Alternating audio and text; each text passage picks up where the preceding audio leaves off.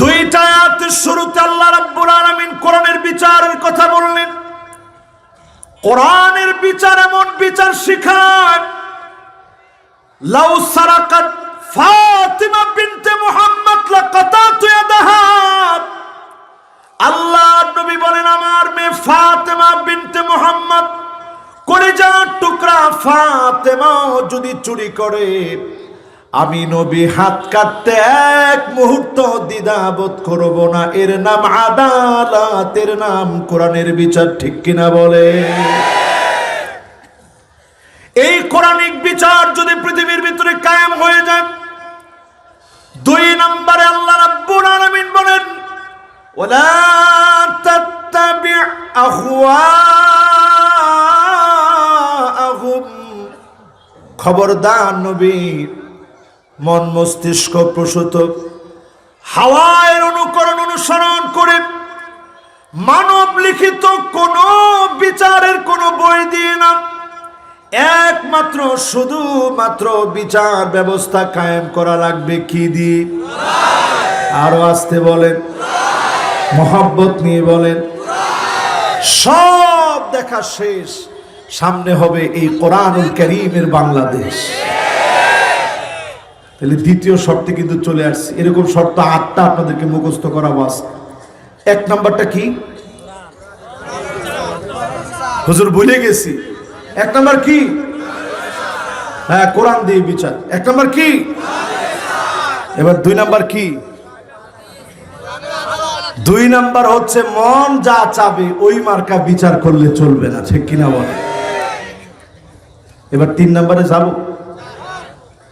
তিন নম্বরে আল্লাহ রাব্বুল আলামিন বলেন, ওয়াহযারুহুম আন ইফতিনুকা আন বা'দি মা আনজালাল্লাহু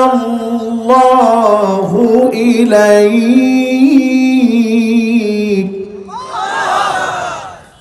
নবী আপনাকে সতর্ক থাকা লাগবে, মুমিনরা তোমাদেরকে সতর্ক থাকা লাগবে। কাফেরদের কোন ফতোয়া যেন তোমাদের ভিতরে ঢুকে না যায়, কাফেরদের কোন ফতোয়া যেন মুসলমানদের ভিতরে না চলে। ঠিক কিনা বলে? লেনিনের কোন মতবাদ মুসলমান মানতে পারে না, মাও সেতুংয়ের কোন মতবাদ মানতে পারে না, ঠিক তেমনি ডারউইনের বানরের তথ্য মানতে পারে না। এইজন্য আল্লাহ বলছে, ওয়াহযারহুম, সতর্ক থাকা লাগবে, তাদের ব্যাপারে সতর্ক থাকেন। কোন ফতোয়া যেন ঢুকায় দিতে না পারে, বাইপাস করতে না পারে। আল্লাহ পাক 1450 বছর আগে বলে দিলেন। এজন্য আমরা দেখতে পেয়েছি দল মত নির্বিশেষে বস্তা পচা ইউরোপের ডারউইনের মতবাদ মুসলমান মেনে নেয় নাই। ঠিক কিনা বলে? মিলতেছে তো? আরে ভাই মিলে তো? কত নাম্বার গেছে?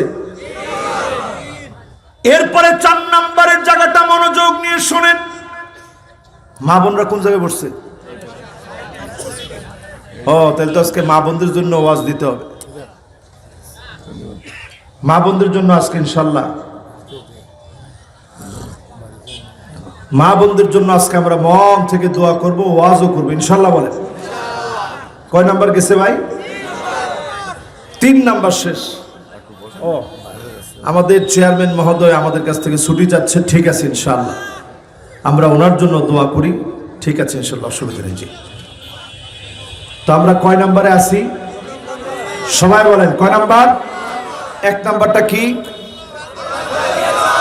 মাশাআল্লাহ, সবার মুখস্থ করা লাগবে। 1 নাম্বারটা কি?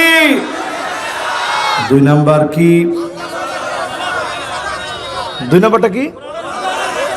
মাশাআল্লাহ। এবার 3 নাম্বার, সতর্ক থাকা লাগবে। চোখ কান খোলা রেখে ওই কূটকৌশলীদের চক্রান্তকে মোকাবেলা করার জন্য সজাগ থাকা লাগবে। ঠিক কিনা বলে? এবার কয় নাম্বার? 4 নম্বরে আল্লাহ রাব্বুল আলামিন বলেন, ফাইন তাওয়াল্লাউ ফাআলাম আন্নামা ইউরিদুল্লাহু আন ইউসিবাহুম বিবা'দি যুনুব যুনুবিহি। নবী আপনি জেনে রাখেন, যারা মুখ ফিরায় নেবে কোরআন থেকে, যারা কোরআনের উপরে উদ্ধত্তপূর্ণ আচরণ করবে, ঘাউরামি করবে, সোজা বাংলায় বলে ঘাউরামি, আপনারা কি বলেন? ঘাট তেরামি, আপনারা বলেন তেরামো। ফাইন তাওয়াল্লাও, যারা তেরামো করে ঘাড় ফিরায় নিবে, মুখ ফিরায় নিবে, ফালাম নবী আপনি জেনে রাখেন, আইয়ুসিবাহুম বিবাদি যুনুবিহিম, অচিরে আল্লাহ পাক কিছু কিছু আযাব দিয়ে ধরবেন। ঠিক কিনা বলেন? এই কিছু আযাব শুরু হয়ে গেছে। কখনো আমেরিকার হ্যারিকেনের মতো আযাব আসবে, ইন্দোনেশিয়ার সুনামির মতো আযাব আসবে, আমার দেশের সিডরের মতো আযাব আসবে, আইলা, নার্গিস, আমপান, চিত্রাঙ্গের মতো আযাব আসবে, করোনার মতো মহামারী শুরু হয়ে যাবে। এমন সময় আসবে, দুর্ভিক্ষ এসে যাবে। 45টা দেশের তালিকা হয়ে গেছে, যেই দেশগুলাতে দুর্ভিক্ষ আসতে পারে আমার দেশের নামটাও সেখানে আছে। যেই 45টা দেশ দুর্ভিক্ষের কবলে পড়বে, আইয়ুসিবাহুম বিবাদি যুনুবিহিম, অন্যায় যখন করবেন, কোরআনের বিরুদ্ধে যখন চলবেন, যদি ফিরে না আসেন, যিনি আযাব আর গজব দিয়ে ধরবেন তিনি কে? কয় নম্বরে আছেন? মাশাআল্লাহ, সবার মনোযোগ আছে। কয় নাম্বার? আজ পৃথিবীর দিকে তাকায় দেখেন, নবীজির হাদিস, আল্লাহর নবী বলেন, উম্মতি হাযিহি উম্মাতুন মারহুমা, আমার এই উম্মত বড় আদরের উম্মত। এই উম্মতকে আল্লাহ আখিরাতে আযাব দিবেন না। এই উম্মত যদি উম্মতের মতো উম্মত হয়, আখিরাতে উম্মতকে যিনি মাফ করে দিবেন তিনি কে? কার কথা এটা? এটা রাসূলের কথা। কার কথা? আযাবুহা ফিদ দুনিয়া, দুনিয়ার জীবনে 3টা আযাব তাদের উপরে আসবে। যারা উম্মত তাদের উপরে কয়টা আযাব আসবে? সবাই বলেন। 1 নাম্বার আযাব হবে আল ফিতান, নানা রকমের ফিতনার পরে ফিতনা আসবে। আজকে তাকায় দেখেন, বন্ড নবুয়তের দাবিদার মির্জা গোলাম আহমেদ কাদিয়ানী, তার অনুসারীরা বুক ফুলায় চলতেছে। ঠিক কিনা বলে? 18 কোটি মুসলমানের দেশে বন্ড নবুয়তের দাবিদার ওই মির্জা গোলাম আহমেদ কাদিয়ানীকে অমুসলিম ঘোষণার দাবিতে, ওই আহমদিয়া সম্প্রদায়ের অমুসলিম ঘোষণার দাবিতে মুসলমানের বুকের তাজা রক্ত ঢেলে দেওয়া লাগে। ঠিক কিনা বলে? ওই পাকিস্তানে 10,000 মানুষ রক্ত দিয়েছে। 10,000 মানুষের রক্তের বিনিময়ে মুহূর্তের ভিতরে সময় লাগে নাই, তারা বাধ্য হয়েছে মুসলিম ঘোষণা করতে। আমার বাংলাদেশের তাওহীদি জনতা মুসলিম আল্লাহর গোলাম একজন দুজন নয়, 10 লক্ষের তাজা রক্তের বিনিময়ে হলো অমুসলিম তাদেরকে ঘোষণা করতেই হবে, করতেই হবে, করতেই হবে। কারা কারা জিতু তো হাত তুলে আল্লাহকে দেখা।